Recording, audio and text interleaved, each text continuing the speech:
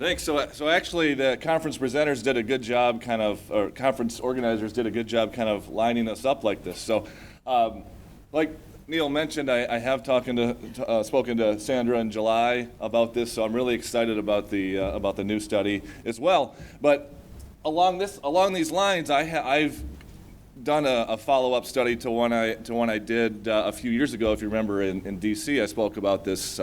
The early results of this study at Clarity in 2012.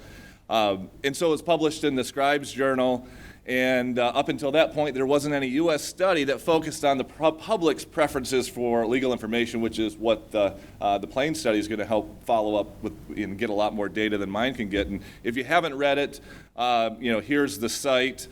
It's available online for free. You can download it either on my LinkedIn page, or you can just Google the name and it'll come up. So some of the main results of the first study, for those that may not know it, overall 80.2% of clients and non-clients preferred plain language. What happened in the last part of the first study is there was a couple of options. Which option would you prefer to read, this or that? And after we aggregated all the results, about 80% preferred the plain version over the traditional version, which was very consistent with what the judicial studies that Joe Kimball and others have done over time. And one of the other results, as complexity increases, so does the preference for plain language. So that was kind of what we've always known, but tried to put some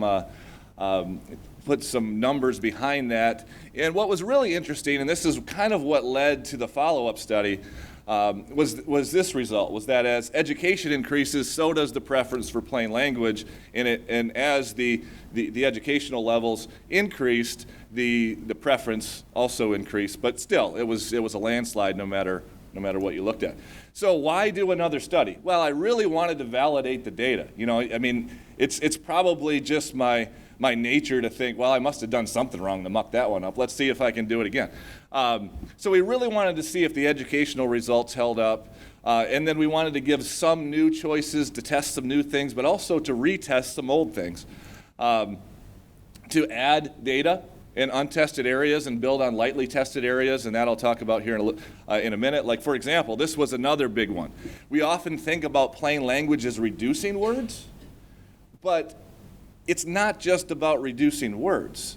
If those words are essential to understanding, they're useful words, and so would people choose a longer version when those words were essential to meaning? That was what one of the questions in the first study suggested, and I wanted to follow up with that.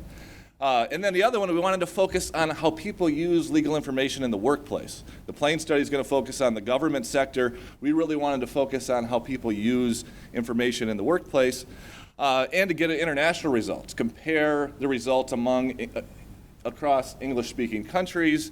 And then the first study was really well received, to be honest with you. It's been downloaded over 2,300 times, a lot of blog posts, so it's kind of nice to stroke the ego and do all that. And we received another grant for this study. I got a grant for the first study from these same organizations. I put in a grant earlier this year from LexisNexis and the Association of Legal Writing Directors and Legal Writing Institute, and they awarded us grant funding for this as well. So who is this we and us you speak of? Well, I guess I speak of nobody, but Christine Cawthorn of Crocstar Media, she's not a Clarity member, but I'm working on her. I connected her with Daphne. I think she went to a breakfast in London, but she's been pushing me for a long time to do another one, because evidently she uses the results of the first study quite a bit. And so I said, fine, I will do this, but you have to help. And so she has helped quite a bit, and really been very instrumental in a lot of the things that we're doing. So she can't be here today, but anyhow, she sends her thanks for listening to me. So again, these are preliminary results of this. I released the survey. We worked on the survey August, September, really all summer, validated it over that amount of time, and then released the survey just using a process called snowball sampling, using the people that we know in the various countries who would send it out to others. I won't get into all the details here just because I don't have a lot of time and I want to get to the results. But anyhow, we tried to remove as much bias as we could, which is really the key, because if everybody knows it's coming from me, you know what I'm looking for. which would bias the results a little bit. So these are early results. We still aren't done collecting. This is just phase 1. From here, we're going into phase 2, which will be more targeted collecting of responses from various countries where the response rate was low, and to build up the number of responses to basically start using the grant money. So far, it really hasn't cost much at all, which is good. So here's how the results fared out. Now, I really just downloaded the results on, not yesterday, but the Friday before, right before I got on the plane. And that's what I was doing for a while on the plane, and some of the organizers was like, where's your slides? Where's your slide? Well, I'm still running the data. So 459 responses from all age categories, so a pretty nice breakdown.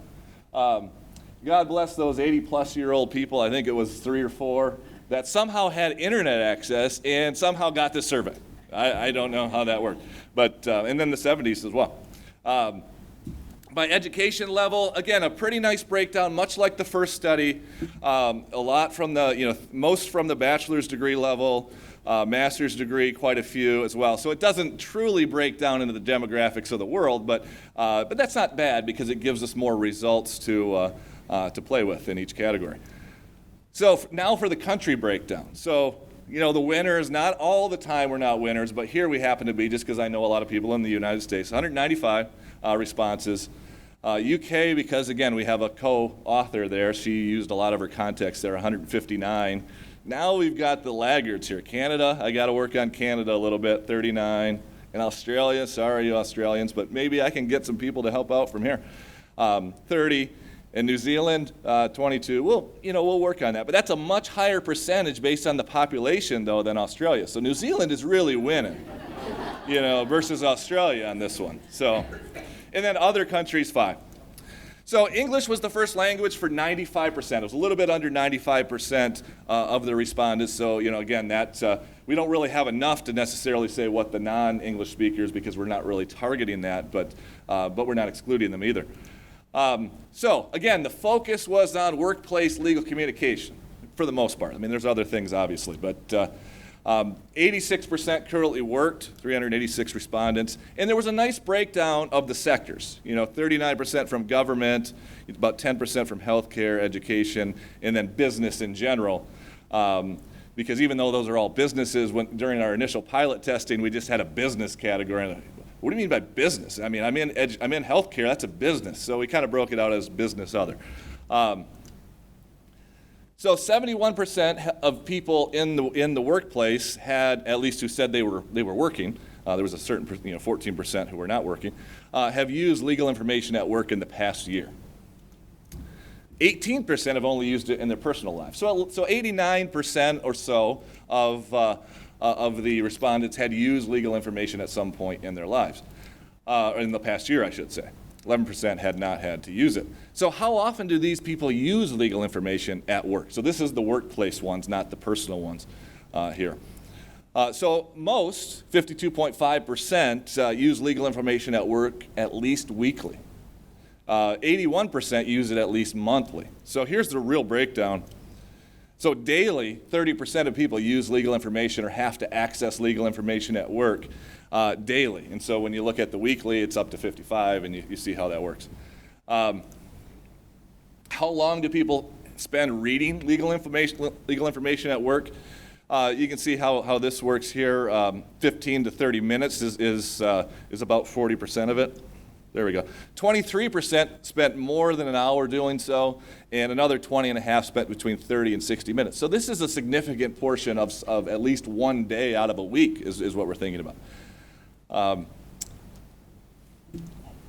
82% have quit reading legal information before it ended.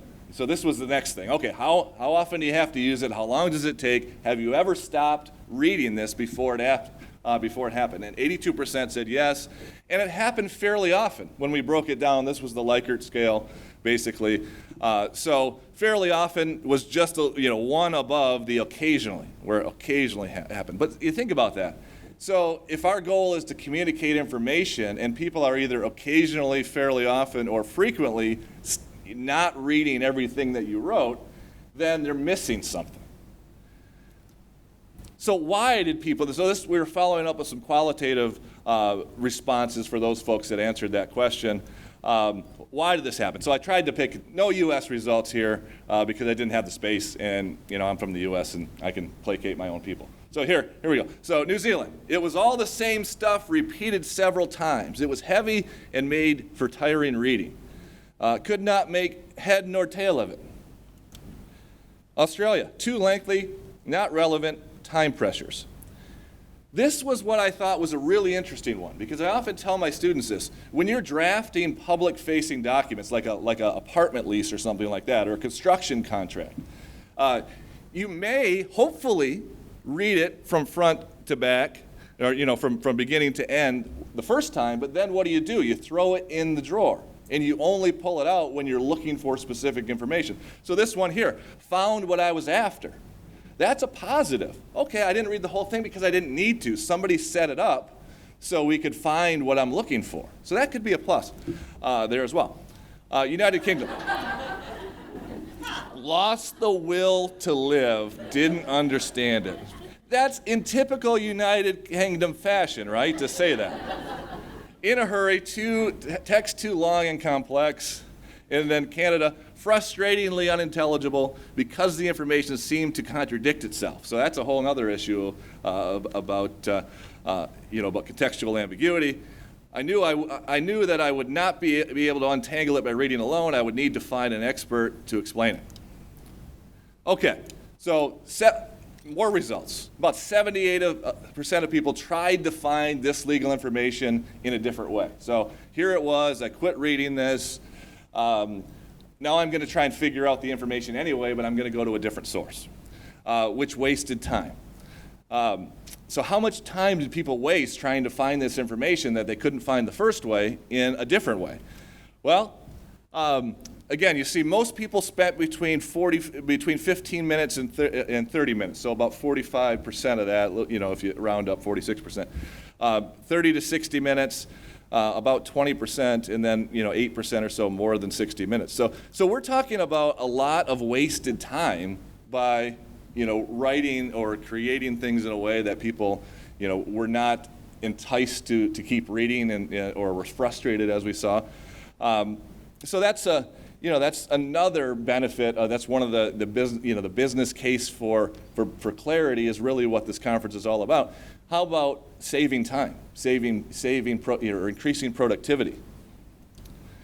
Now, moving on to some other areas. How many people are bothered when lawyers use Latin words? Now, I did this in the first study as well, but I really wanted to kind of follow it up just to needle people more that like to use this. So, you see this. It annoys me, 55%, just about. It bothers me a little, 13.43. So if you add those together, you're at, 68% or so. Or at least bothered a little. So why would you possibly use that? It's only going to impress 5 people, 1.43%. And in the first study, which was just a US-based study, it was 2 people. It was 0.5%. And then 41% were annoyed, 19% were bothered a little. So it's right around the same percentages, a little bit higher in the second study.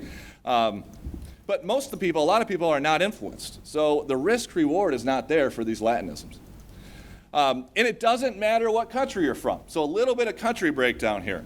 So you can see Australia, it bothers me a little, 12.5%. It annoys me, 41%. You get up to New Zealand, 81%. Again, there's not a lot of respondents here, but 17 respondents, it annoys me, right? And United States, all right, 46%. We're pretty low, on that one. But still, it bothers me a little was fairly high there. So what's the outcome of this, or what can we draw from this? No matter what country you are in, do not use Latin words with some little caveat that are not terms of art. Because I tried to use Latin words, you'll see some other results where there was Latin words where it had no legal meaning. That was kind of the point. So a lot of times what we hear is this idea of, it's a term of art and it shuts everything down, like Joe Kimball said and somebody else said yesterday. It might only be 1% to 2% of the time, but it sure shuts down an argument pretty fast. So I never let that shut down an argument in true Joe Kimball fashion. Now, I don't usually fight them like he does, but what I say is fine. Use the term of art, but explain it. And so this was in the first study as well, but we also did it in the second study. If you don't respond, the court will issue a default judgment was one of the options. And the other option was if you don't respond, the court will issue a default judgment. That means you'll lose and the court will give the plaintiff what he is asking for. So in the first study, 22% chose the first one and 78% chose the longer one. Second study, 19% chose this study and 81% chose the longer one. Now what's really interesting about this, and I didn't ask which version is longer, all I did was ask the same one, is which would you prefer to read in a document? This was the only question in both studies where the longer version prevailed. So to me, that's telling. Normally we want the shortened words because the shortened words kind of comply with what we're talking about. Active voice, all that stuff. But if those words are essential to convey meaning, people generally prefer them. All right, what else? And it didn't change based on the country, right? So here's the country breakdown, and you'll see that United States, Australia are kind of were the highest in the shorter version, but it still didn't matter. There was still a heavy breakdown for the first one, no matter where you're from. Now, this added length also applied. This wasn't tested in the first study, but I've done a lot of health drafting of late, and this was something I created for a form for the Institute of Medicine, and I wanted to kind of test it. So the first one was not the one I created, but this one I took from another form. A colonoscope will be inserted into the rectum, and in the inside lining of your colon will be carefully inspected. You like how I did that, the rectum. A biopsy may be removed for examination of the microscope. Polyps that may develop in the intestinal tract will be removed using forceps or electrocautery. That's an awesome word to use for people with low health literacy. Electrocautery may also be used to coagulate any bleeding lesions. So we use this instead. And again, 88%. Your medical provider will use a flexible lighted tube called a colonoscope to look at the inside lining of your colon. This is done to see if there are any problems with your colon, such as cancers, growths that could turn into cancer. Do you really need to say polyps? Because I don't know what a polyp is, but growths that could turn into cancer probably makes people could understand that, or other medical problems. During this process, your provider may use the instrument to remove any growths found or remove small pieces of your colon for testing. So again, that's longer, but it's plainer, it explains everything you need to explain, and it's not that much longer. It's just a few words longer. What else did we learn? Avoid jargon like the plague, right? I couldn't resist that. I couldn't resist the like the plague part. But anyhow, this is what we didn't test the first time. We didn't really test any jargon.